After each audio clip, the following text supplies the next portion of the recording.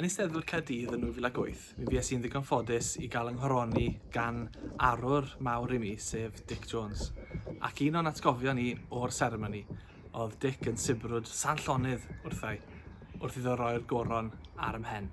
Felly dyma'r gerdd sydd wedi ysbrydoli gan yr atgof yna. Llonydd. San Llonydd, sibrydodd, heb boeni am y microffon, a'i ddwylo garw'n dal cylch eiddil y goron mor ofalus. Mi wrandewais a llonyddu ar y maes, yn fy ninas fy hun, gan adael i garedigrwydd gwenau lifo trosodd fel dyfroedd afon taf. Llonyddu yng nghanol trobwll ynni heddiw, a byw ar obaith a baneri a chanu a chwarae mig a gyfori. Ond mae dinasoedd yn newid, yn ymbellhau fel hen ffrindiau ac yn colli nabod. Ac mi ydyn ni'n gwisgo'n blynyddoedd fel mygydau, un yn cuddio'r llall, pan lithra un mi ddaw un arall yn ei le. Bywydau hapus yn mynd yn ei blaenau, hyd nes i bod yn cwrdd ar gornel stryd, yn dod i'r golwg drwy ffenest y tren.